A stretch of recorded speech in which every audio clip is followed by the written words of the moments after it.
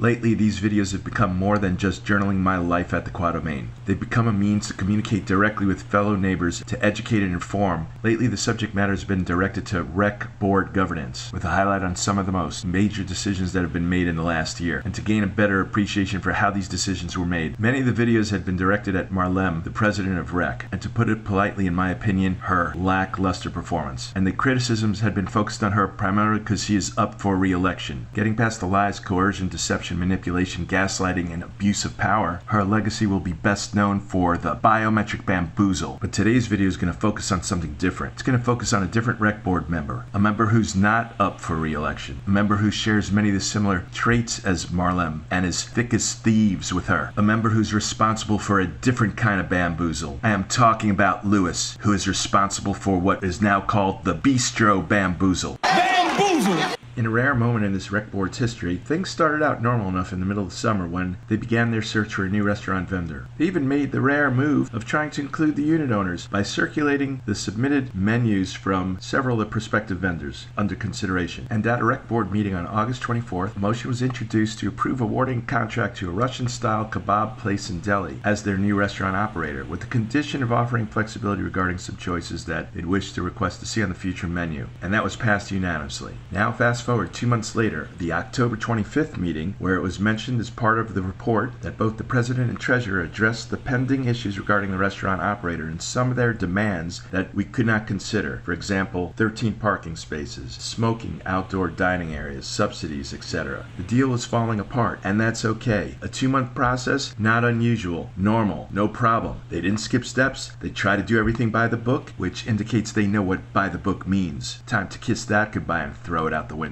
So the next rec board meeting after October 25th was December 17th, where we passed the annual budget. There were no motions for a new restaurant operator. There were no updated discussions as to the progress of it. Yet we signed a new restaurant lease agreement on December 6th, a few weeks earlier, with Luxury Restaurant Group, also doing business as Lux Bistro. So where did they come from? How did we sign so fast, less than a month after the prior deal fell apart, without having a meeting, a motion, any decisions, any input, or any knowledge about Lux Bistro? If you look back 20 days prior, Luxury Restaurant Group LLC didn't even exist. They filed their articles of organization on November 17th. Why would they do that? How could they be so sure that the rec board would vote for them and not anyone else? Maybe it was one of those wink wink nod nod kind of handshake deals. There was a post recently indicating that Lewis was the one who interviewed Lux Bistro. Works out Britannia had a board meeting a day earlier on November 16th. It's recorded in their minutes when Lewis gave a recreation update, which included the new restaurant operator known as then Lux Cafe, who's enthusiastic about taking over the restaurant and has plans to contribute to the construction cost in addition to ordering new kitchen equipment. He indicated the new operator is keen on providing a varied menu, convenience, great customer service, pool deck service, and beach delivery service of fast food items. Though I personally wasn't there, the accounts I heard from others, he went on and on. It was a rave.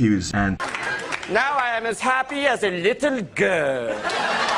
Lewis told everyone at that meeting how he interviewed them earlier that day on November 16th. So how did we go from not skipping steps, taking 2 months for a deal to fall through in the early part of November, and then in less than 2 weeks' time, in a single one-off meeting, virtually unilaterally decided that they're the new restaurant operator? Most of the other rec board members didn't even know about it. I'm guessing he put one call into Marlem and it was done deal. And this, my dear neighbors, is the birth of the Bistro Bamboozle. Bamboozled.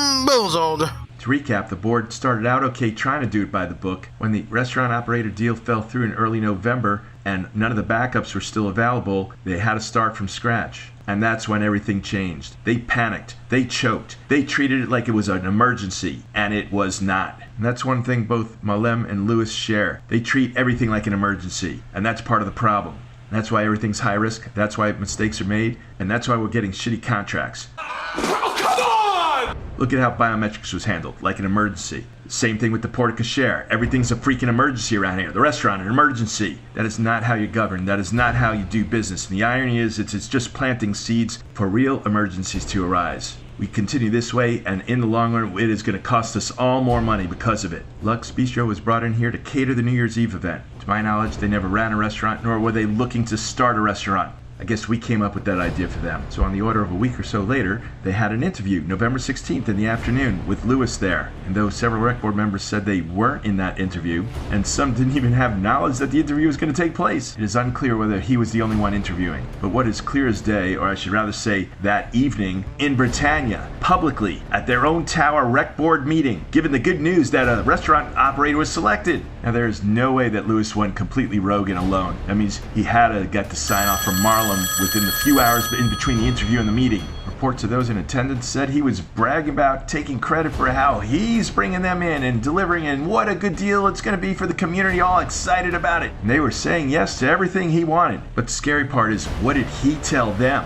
What did he promise them? What misrepresentations there were? He had no right to guarantee that members of the general public are able to go to that restaurant, which is reflected in the December 6th contract. Where did that come from? That must have been one hell of a meeting for those caterers to go run into Sunbiz the next day to open up an LLC for Luxury Restaurant Group on the 17th. But it didn't stop there. You know what happened on the 18th at 11 in the morning? We all got an email blast. You know from who. And what was it? It was for the Rec newsletter. And in that Rec newsletter was the restaurant update, the grand announcement of the Lux Cafe. Because the same way Lewis was driving the biometric train, he took some turns driving that restaurant train too. When you make your bed, you lay in it. And he hopped in bed with them same day. Wham, bam. Not even long enough to have a one-night stand. And what do we get for this spontaneous indiscretion? A 5-year contract. Even worse, the renewal term. How long do you think it would renew for after 5 years? Another 5 years. What the freak? Are you kidding me? Is it just me, or does anyone think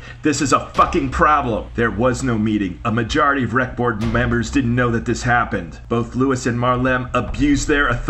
It's all impulse driven. Even when they were trying to do it by the book 2 months ago in that August 24th meeting, the other thing that was passed was a restaurant furniture package. And right away, that's when Lewis and Marlem went right to it and going on, as Natalie put it, a shopping spree. They were so excited about the teak furniture they found for the restaurant, they had the audacity to call for a board meeting 6 days later on August 30th. Think about that. They were still playing it by the book. That's why they called the meeting. Now, was the restaurant open? No. So, was buying furniture an emergency? No. They couldn't figure out how to spend our money fast enough. And thank the Lord on that August 30th meeting, the rest of the board in effect said, "You're fucking nuts," and stopped them.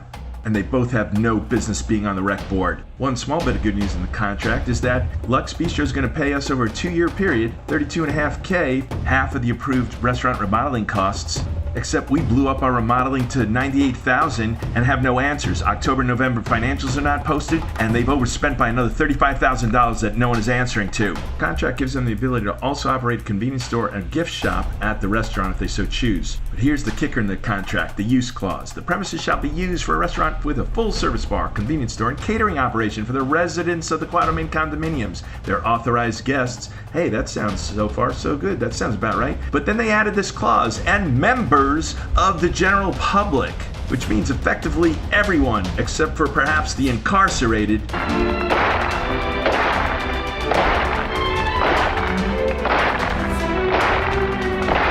More troubling is the next line. The tenant shall be authorized to utilize outside space and common area rooms of the association for events. Whose events? Our events? Events they make for only us, or events that they can now make to either the general public or start using this place as a catering hall on the beach with, as they say in all their advertisements, views to die for. Oh, and Lux Bistro means it about the view, for real. Check out how they replied to a member of the general public who came in for a burger. He writes, "Overpriced, food is fair, no big deal. I felt ripped off for a burger that I could get anywhere for $15. But Lux Bistro's reply is very revealing. "I'm sorry you feel that way. Costs have escalated." Okay, that's fair. "We are an oceanside restaurant which has even higher costs." I ask you this, what are the higher costs for our restaurant that we're giving to them rent-free, minus utilities? Other oceanside restaurants might actually have higher costs, higher rent, but not here. Think about that answer. And it gets better. They continue to write, "I hope you understand that views cost money." Free market's one thing, but isn't that ironic? We're all here for the same thing, right? We bought into this place because of the view, and we paid a little premium for it. So in a way, we're paying for the view all over again. It's kind of like a view tax for us. So if you wonder why they're charging us $35 a head for all-you-can-eat pizza, view tax. or charging us $85 a head for some barbecue. View tax. But are they really here for us, or they're just in it for the view, and they're just in it for the public because that's what they were bamboozled into? Sure, they'll serve us. It's incidental that we live here, but to them, it's all about location, location, location. In the end, math is math, and the free market will seal their fate. Que sera, sera. So where does it end? They could partner up with a wedding planner and start booking the social hall and having parties that they cater to. And no board member could play dumb about this. They know it's for our private use and enjoyment. They included this language, and the lawyers knew better. That language should never have been in this contract. But it's all part of the Bistro Bamboozle. Bamboozle! They didn't just bamboozle us and ramrod this through illegally. Ramrod. Ramrod. But it looks like they bamboozled Lux Bistro too. Bamboozled. Failing to disclose the private use and enjoyment clause, I bet you that was all Marlem, since she is known to have a history for failing to disclose things. In paragraph 34, buried deep down towards the end of the contract, we have a subject to condominium clause, where the tenant acknowledges that this lease is subject to each and every one of the terms, conditions, provisions of our deck. Exhibits, additions, amendments, and so forth, which are incorporated in their entirety into this lease by reference. So who handed Lux Bistro our docs? I bet you no one did. Now let's take a look at the money shot in the contract. You know, the indemnification clause. Paragraph 16, you got your usual blah blah blah blahs. Landlord shall not be liable to tenant for any damages, losses, injuries to the person's property of the tenant which may be caused by the acts, neglect, omissions, faults of any persons, etc., except when such injury, loss, or damage results from the gross negligence or willful acts of the landlord. So when members of the board misrepresented to Lux Bistro that the restaurant is welcome to members of the general public, would you consider that a willful act? And therefore an exception to indemnification? I am fucking done with board members who don't read contracts. Oh, and you want to lay it on the lawyers? It's not my job. Who am I? Blah, blah, blah. Well, then hire better lawyers. You know, when I made that video 2 weeks ago about the new signage by the ramps, talking about how your parking tickets could be validated at the restaurant, I still, in my mind, was thinking, well, that's got to be for guests. You know, people who are visiting us, and that's just a convenience. And, oh, isn't that nice? Still thinking it would be the private use and enjoyment, because the restaurant contract still wasn't posted and had no idea what was in it. And now you know exactly why Marlem holds just about every contract document hostage from the ability for any of us to see it, and why they're still not posted to this day. But now, just a few weeks later, it couldn't be more obvious. Why? Because now we have even more signs. Look at this. Yeah, even a sign on a palm tree, as if you couldn't get the message. Yeah, we're shit sure is open to the general public. Do you see the signs yet? Are you getting the message? If you're still not sure whether we're open to the public, what not better open place to go to than to Open Table? There was no meeting. There was no vote. What they did is unforgivable and indefensible. And if they come back in an attempt to defend their position because they voted for a different restaurant operator 2.5 months ago, then they'd be flat out lying to you. They'd be flat out gaslighting you. That would amount to the same pathetic defense Marlem still gives to this day about the prior board voting for biometrics, which is a lie. And if they go run into our rec attorney like crybabies looking for a way out, and these rec attorneys come back and somehow say it was okay, then they are going to be lying to, and they're gonna need to go. What little trust, if any, that anyone had for Lewis is now burnt down to the ground. Lewis, if you had any shred of decency left, you would resign from this rec board immediately. Unless you come clean, and unless you apologize to this community, you are, to put it in restaurant parlance, fucking toast. And before you go run into a lawyer thinking that's some kind of threat, it is not a threat, it is a promise. And let me be more specific what I mean by that.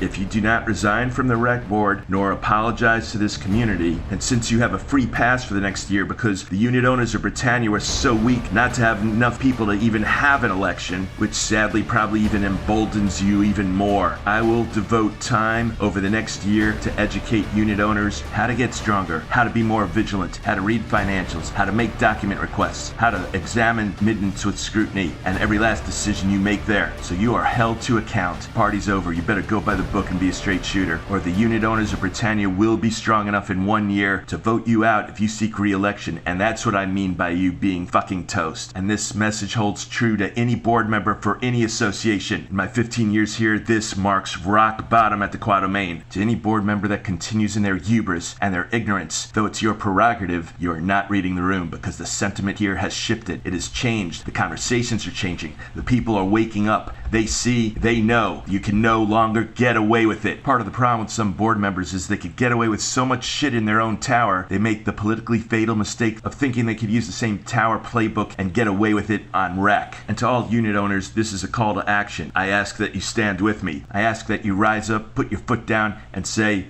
we're not going to take this anymore. That we, as unit owners, are no longer going to be coerced, abused, or lied to. Enough is enough, and that all changes this Thursday when you vote Marlem out, and you vote for the change we need to get back on a path towards better governance. If you are in Valencia and you wish to vote for Jim Ross for Valencia and Henry for at-large, this is how you would mark your ballot. By placing an X next to Jim Ross's name for Valencia and placing an X next to Henry's name for the at-large vote.